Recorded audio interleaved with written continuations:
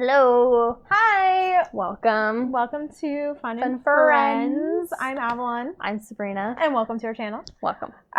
We are going to be doing chapter 15 today. I know they were a little unorganized and a little Out of order. So we fixed that issue. So it should be back in order. Should be The good. playlist should be in order. You guys should be good. It should be fine. Fine. We hope. We hope. Good job so far. So far. Okay. Chapter 14. Sorry, our chapter 14 got uploaded a little late. Something happened with the upload, so it didn't process all the way through YouTube, so YouTube canceled it, and so I had to delete the draft. So it'll be up today. So it's going up. Today being Friday, the day that we are supposed to have it up. We're supposed to have it up Thursday. Oh yeah, Thursday. Good and Evil is on Friday. Friday, yeah. So yeah, that should be up and running. It'll just be a little late. And then recap. Chapter 14 was a big Founders Day festival where Caroline was going to read it out of Elena's journal. Elena, Bonnie, and Stefan and Meredith were all like on each side of like with the podium and like where everybody was standing, watching her from afar.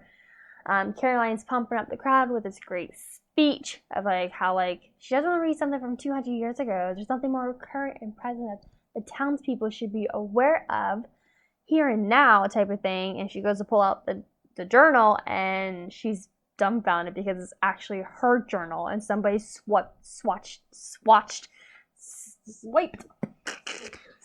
it out. Sorry. Swiper, no swiping. And Elena comes to find that it was Damon who had done it. And yeah, moving on. Yeah. Yes. Chapter 15. Elena, you're being rude. Aunt Judith seldom got angry, but she was angry now. You're too old for this kind of behavior. It's not rudeness. You don't understand. I understand perfectly. You're acting just the way you did when Damon came for dinner. Don't you think a guest deserves a little more consideration? Frustration flooded over Elena. You don't even know what you're talking about, she said. This was too much. To hear Damon's words coming out of Aunt Judith's lips was unbearable. Elena, I can't speak tonight. Okay, neither can I. Try this again. Rewind. Okay. Elena, a mottled flush was creeping up Aunt Judith's cheeks. I'm shocked at you, and I have to say that this childish behavior only started since you've been going out with that boy. Oh, that boy, Elena glared at Damon. Yes, that boy, Aunt Judith answered. Ever since you lost your head over him, you've been a different person. Irresponsible, secretive, and defiant. He's been a bad influence from the start, and I won't tolerate it anymore. Oh, really? Elena felt as though she were talking to Damon and Aunt Judith at once, and she looked back and forth between the two of them. All the emotions she'd been suppressing for the last few days, for the last few weeks, for the months since Stefan had come to life, were surging forward. It was like a great tidal wave inside of her, over which she had no control. She realized she was shaking. Well, that's too bad, because you're going to have to tolerate it. I am never going to give Stefan up, not for anyone, certainly not for you. This last was meant for Damon, but Aunt Judith gasped. That's enough, Robert snapped. He'd appear with Margaret and his face was dark. Young lady, if this is how a boy encourages you to speak to her aunt, he's not a boy. Elena took a step forward so she could face all of them. She was making a spectacle of herself. Everyone in the courtyard was looking, but she didn't care. She had been keeping a lid on her feelings for so long, shoving down all the anxiety and the fear and the anger where it wouldn't be seen. All the worry about Stefan, all the terror over Damon, all the shame and humiliation she suffered at school. She'd buried it deep. But it was coming back, all of it, all at once, like a maelstrom of impossible violence. Her heart was pounding crazily, her ears rang. She felt that nothing mattered except to the people who stood in front of her, to show them all.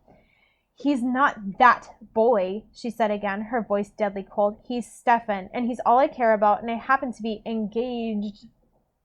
Just do your thing. Instagram. Just do your thing. I happen to be engaged to him.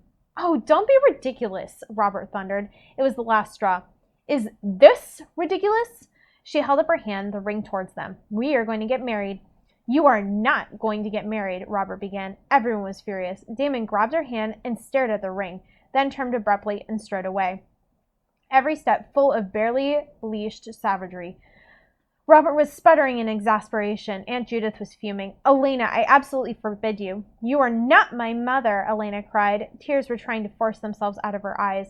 She needed to get away, to be alone, to be with someone who loved her. If Stefan asks, tell him I will be at the boarding house, she added, and broke away through the crowd.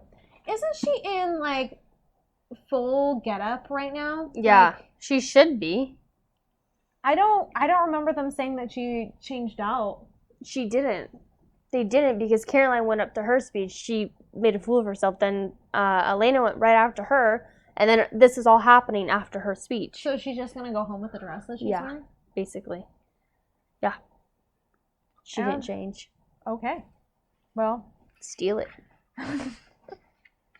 you little thief.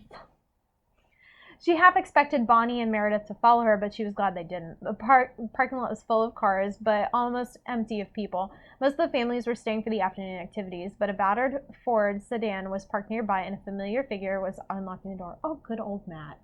Matty boy. Matt, are you leaving? She made her decision instantly. It was too cold to walk away from the boarding house. Huh? No, I've got to help Coach Lyman take the tables down. I was just putting this away. He tossed the outstanding athlete placard into the front seat. Hey, are you okay? His eyes widened at the side of her face. Yes. No. I will be if we get out of here. Look, can I just take your car just for a little while? Well, sure, but I know why don't you just let me drive you? I'll go tell Coach Lyman. No, I just want to be alone. Oh, please don't ask any questions. She almost snatched the keys out of his hand. I'll bring it back, I promise. Wow, assuming much. Entitled much. Yeah. Brat. Especially, like, after Matt's done so much for her. The entitlement is And she literally took the keys to go over to her new boyfriend's house. Well, technically, fiance's house. Oh, yeah, technically fiancés. I forgot about that. Rude. Rude little girl. She slammed the door on his protest, revved the engine, pulling out the clutch of gears because she wasn't used to driving stick shift. Okay, so she's even gonna, like, mess up the car. She left him standing there staring after her. Girl. I mean, I don't know how to drive your car, but I'm just gonna use it. I'm just gonna take it. Because I want to and I can. Okay. Rude. She drove without really seeing or hearing anything. Outside, crying, locked in her own spinning tornado of emotions, she and Stefan would run away. They would elope. They would show everyone. They would never set foot in Fells Church again. And then Aunt Judith would be sorry. Then Robert would see how wrong he'd been. But Elena would never forgive them. Never. As for Elena herself, she didn't need anybody. She certainly didn't need stupid old Robert E. Lee, where you could go from being mega popular to being a social pariah in one day just for loving the wrong person. She didn't need any family or any friends either. Slowing down to cruise up the winding driveway of the boarding house, Elena felt her thoughts slow down. Well, she wasn't mad at all of her friends. Bonnie and Meredith hadn't done anything. Or Matt. Matt was all right. In fact, she might need him in his car. Oh, sorry. In fact, she might not need him, but his car had really come in handy. Wow. What a brat. Entitlement. You can smell it. I don't need you, but I'll take your car. I'll take your stuff. Thanks. In spite of herself, Elena felt a strangled giggle well up in her throat. Poor Matt. People always borrowing his clunking dinosaur of a car. I must think she and Stefan were nuts. Or maybe he is just tired of your BS. Yeah, I would be. I would be. Like, you're not taking I think the car. her friends and Matt should be tired of her BS. Mm-hmm. The giggle let loose a few more tears, and she wiped them off, shaking her head. Oh God, how did things turn out this way? What a day! She should have been having a victory celebration because she'd beaten Caroline, and instead she was crying alone in Matt's car. Caroline had looked pretty damn funny, though. Elena's body shook gently with a slightly hysterical chuckles. Oh, the look on her face. Somebody better have a video of that. At last, the sobs and giggles both abated, and Elena felt a wash of tiredness. She leaned against the steering wheel, trying not to think of anything for a while, and then she got out of the car. She'd go and wait for Stefan, and then they'd both go back and deal with the mess she'd made. It would take a lot of cleaning up, she thought wearily. Poor Aunt Judith. Elena had yelled at her in front of half the town. Why had she let herself get so upset? But her emotions were still close to the surface, and she found out when the boarding house door was locked and no one answered the bell. Oh, wonderful, she thought, her eyes stinging again. Mrs. Flowers had gone off to the Founders' Day celebration too, and now Elena had the choice of sitting in the car or standing out here in the windstorm. You know what I just realized? She pissed off Damon. Yeah. In front and left her whole family alone with him. Yeah. To steal Matt's car. Okay. So smart. Okay. I wonder what the damage is gonna cause. Mr. Damon.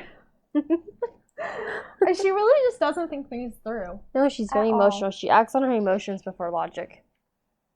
It was the first time she noticed the weather, but oh, really? What a teenager. I know, what a teenager. But remember, Damon can also control the weather, and now there's a windstorm. Ooh. Ew. It was the first time she noticed the weather, but when she looked around in alarm. The day had started out cloudy and chilly, but now there was a mist flowing along the ground, as if breathed out from the surrounding fields. The clouds were not just swirling, they were seething, and the wind was getting stronger. It moaned through the branches of the oak trees. Why. Exactly. I wonder where this is coming from. It's like completely out of the blue. Oh my goodness. It moaned through the branches of the oak tree, tearing off the remaining leaves and sending them down in showers. The sound was rising steadily now, not just a moan, but a howl. But there was something else, something that came not just from the wind, but from the air itself, or the space around the air, a feeling of pressure, of menace, and something unimaginable force. It was gathering power, drawing nearer, closer in. Elena spun to face the oak trees. There was a stand of them beyond the house, and more beyond, blending into the forest, and beyond that were the river and the graveyard. Something was out there, something very bad. No, whispered Elena. She couldn't see it, but she could feel it. Like some great shape rearing up to stand over her, blotting out the sky. She felt the evil, the hatred, the animal fury, bloodlust. Damon had used the word. Oh, Stefan used the word. Bloodlust. Stefan had used the word, but he hadn't understood it. Now she felt the bloodlust focused on her. No. Higher and higher it was towering over her. She could still see nothing, but it was as if great wings unfolded, stretching to touch the horizon on either side, something with a power beyond comprehension, and wanted to kill. No! She ran for the car just as it stooped and dived for her. Her hand scrambled at the door handle, and she fumbled frantically with the keys. The wind was screaming, shrieking, tearing at her hair. Gritty ice sprayed into her eyes, blinding her. But then the key turned, and she jerked the door open. Safe! She slammed the door shut again and brought her fist down on the lock. Then she flung herself across the seat to check the locks on the other side. The wind roared with 1,000 voices inside it. The car began rocking. Stop it! Damon, stop it! Her thin cry was lost in the cacophony. She put her hands out the dashboard as to balance the car as it rocked harder, ice pelting against her. Then she saw something. The rear window was clouding up, and she could discern the shape through it. It looked like some great bird made of mist or snow, but the lines were hazy. All she was sure of was that it had huge, sweeping wings, and it was coming for her. Get the key in the ignition. Get it in. Now, go. Her mind was rapping orders at her. The ancient Ford wheezed, and the tires screamed louder. Then the wind as she took off. The shape behind her followed, getting larger and larger in the rearview mirror. Get out, get to town, get to Stefan, go, go. But as she squealed into Old Canyon Gold Creek Road, turning left, the wheels locked. A bolt of lightning split the sky. As she hadn't been skidding and braking already, the tree would have crashed down on her. As it was, the violent impact shook the car like an earthquake, missing the front right fender by inches. So now we're going to destroy Matt's car. Right. The tree was a massive, heavy pitching branches, its trunk blocking the way to the town completely. She was trapped. Her only route home cut off. She was alone. There was no escape from the terrible power. Power, that was it. That was the key.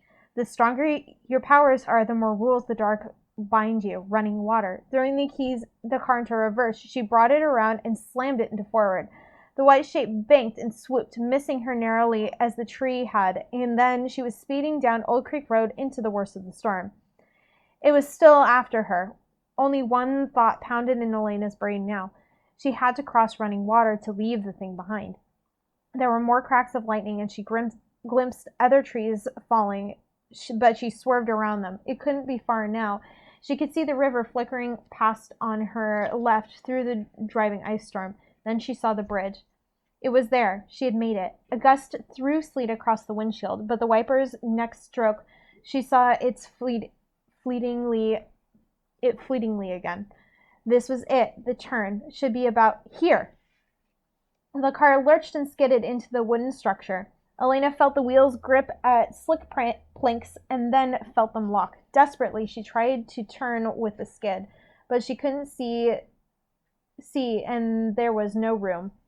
And then she was crashing against the guardrail, the rotted wood of the footbridge giving way under the weight it could no longer support. There was a sickening feeling of spinning, dropping, and the car hit the water. Elena heard screams, but they didn't seem to be connected with her. The river welled up around her, and everything was noise and confusion and pain. A window shattered as it struck by debris, and then another. Dark water gushed across her, along with glass like ice. She was engulfed. She couldn't see. She couldn't get out. And she couldn't breathe. She was lost in this hellish tumult, and there was no air. She had to breathe. She had to get out of here. "Stefan, help me!" she screamed. But the scream made no sound. Instead, the icy water rushed into her lungs, invading her. She thrashed against it, but it was too strong for her. Her struggles became wilder, more uncoordinated, and then they stopped. And then everything was still. Bonnie and Meredith were hunting around the perimeter of the school impatiently. They'd seen Stefan go this way, more and less coerced by Tyler and his new friends. They started to follow him, but then the business with Elena had started, and then Matt had informed them that she'd taken off. So they'd set out after Stefan again, but nobody was out there. There weren't even any buildings except one lonely Quonset hut. "And now there's a storm coming," Meredith said. "Listen to the wind. I think it's going to rain." "Or snow," Bonnie shuddered. "Where did they go?" "I don't care. I just want to be under a roof. Here it comes." Meredith gasped at the first sheet of icy rain hit her, and she and Bonnie ran for the nearest shelter, the Quonset hut. And it was there they found Stefan. The door was ajar, and when Bonnie looked in, she recoiled. "Tyler's goon squad," she hissed. "Look out." Stefan had a semicircle of guys around him in the door. Caroline was in the corner. "He must have it. He took it somehow. I know he did," she was saying. "Took what?" said Meredith loudly. Everyone turned their way. Caroline's face contorted, and then she saw them in the doorway, and Tyler snarled. "Get out," he said. "You don't want to be involved in this." Meredith ignored them. "Stefan, can I talk to you?" "In a minute. Are you going to try and answer her question?" "Took what?" Stefan was concentrating on Tyler, totally focused. "Sure, I'll answer your question right after I answer yours." Tyler's beefy hand thumped into his fist, and he stepped forward. "You're going to be dog meat, Salvatore." Several of the tough guys snickered. Bonnie opened her mouth to say, Let's get out of here." Great. "Let's get out of here." But what she actually said was, "The bridge." It was weird enough to make everyone look at her. "What?" said Stefan. "The bridge," said Bonnie again without meaning to say it. Her eyes bulged, alarmed.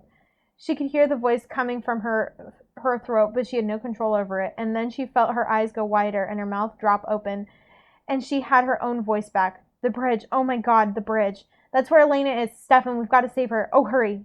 "Bonnie, are you sure?" "Yes. Oh God. That's where she's gone. She's drowning. Hurry.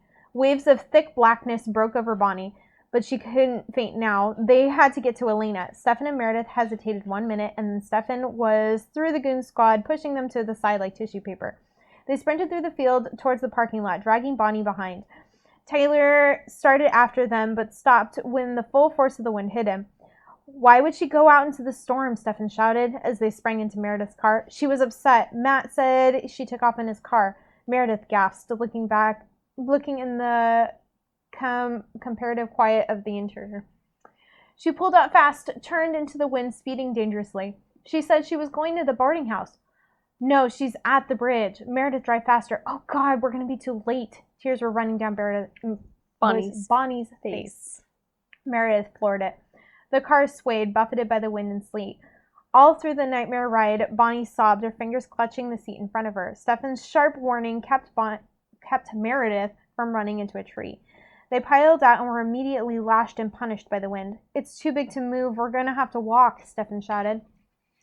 Of course it was too big to move, Bonnie thought, already scrambling through the branches. It was a full-grown oak tree, and once on the other side, the icy gale whipped all thought out of her head. Within minutes, she was numb, and the road seemed to go on for hours. They tried to run, but the wind beat them back. They could scarcely see. If it hadn't been for Stefan, they would have gone over the riverbank. Bonnie began to weep drunkenly.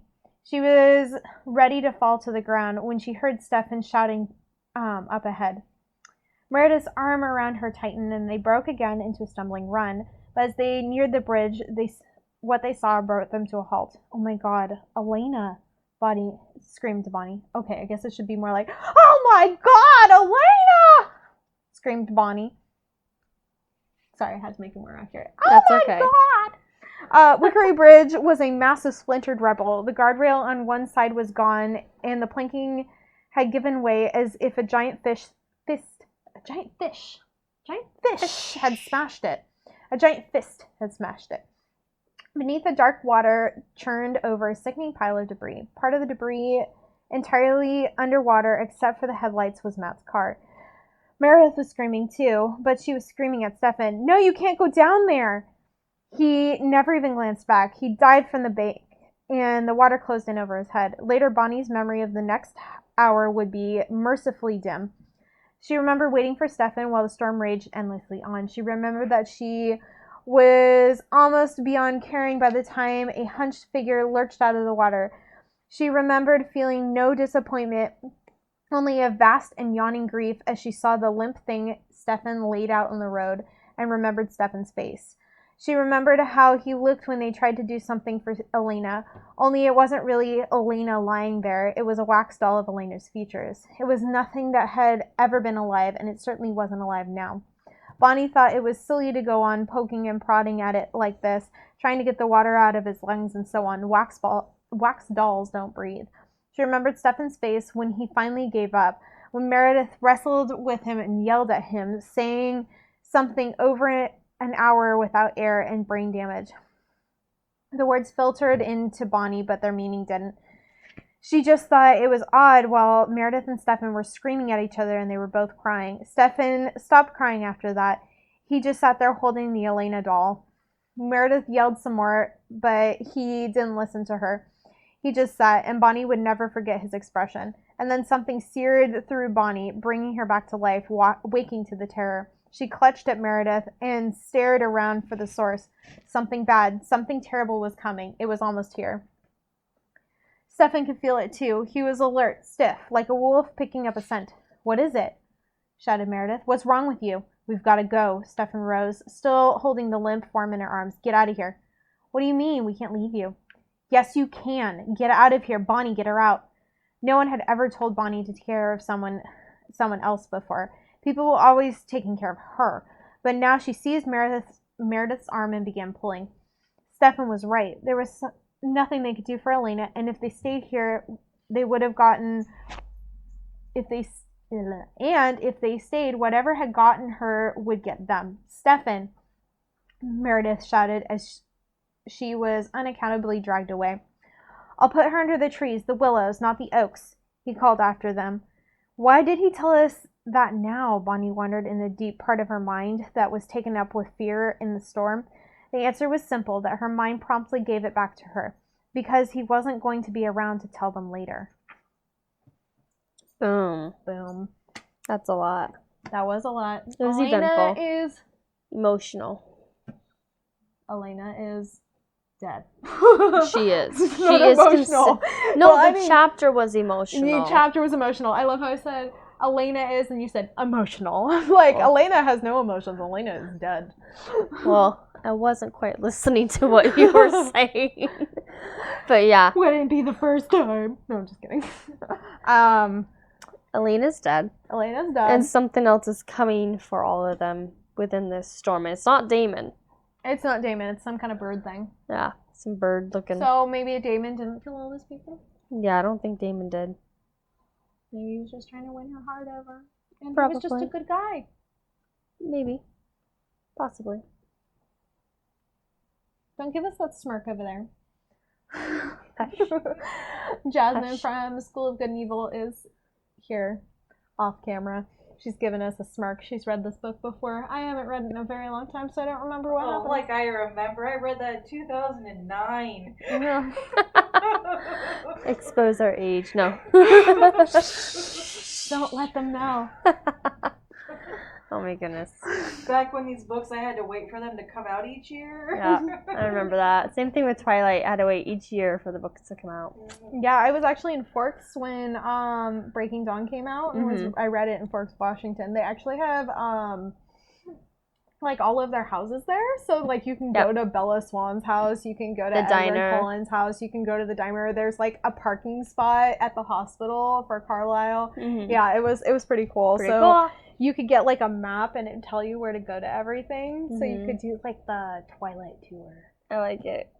I don't know if it's still there. It probably is. Oh, and they had Bella's truck like right outside of the city sign. Like the city of Forks, Washington. It was just like Bella's truck. Yeah, well, it made them famous. So if you know, you know. Yeah. If you know, you know. Yeah, you know. If you don't, it's just an old truck. I think for this book that the next chapter we're going to find out what this bird thing is. Well, I would sure hope so. That's the last chapter of the book. Yeah. I will find out what it is, and we'll find out where Damon is and all that good stuff. And maybe some stuff will be resolved. Yeah, hopefully. I think we might see some Catherine. Yeah, maybe. Make a small appearance at the very end. I don't think Catherine's going to make this appearance in this book. I think Catherine's going to make an appearance in the next book. Yeah? Yeah. Does Elena have a pet kitten yet? We're not going to talk about it. Just asking. No. Don't give it away. No. Shush. Shush. Yes. But I think that in the next book she will be more prominent, especially because we only have like one chapter next, and I feel like that's just a whole new drama story. So I feel like there's going to be like the Catherine book, and then there's going to be like the Tyler Lockwood book. You know, we have all these different things that are getting set up, and don't necessarily think that that's going to happen in this book, but it probably will in the next. Right. Agreed. I like it. But I also predict that Elena's going to come back because remember Damon was feeding on her and then she was like, so she has vampire blood in her. Yeah, so she's going to come back. Plus she's like the main character, so she why has to come back. kill her off? She has to come back. There, you've got way more books to go through. Exactly. Well, let us know what you guys think down below in the comments. Leave your opinions, what you predict, what you think is going to happen, what you like, what you don't like so far. And then, we'll see you next time. Last chapter. Woo-hoo. Bye. Bye. Say bye, Chewie. Say bye.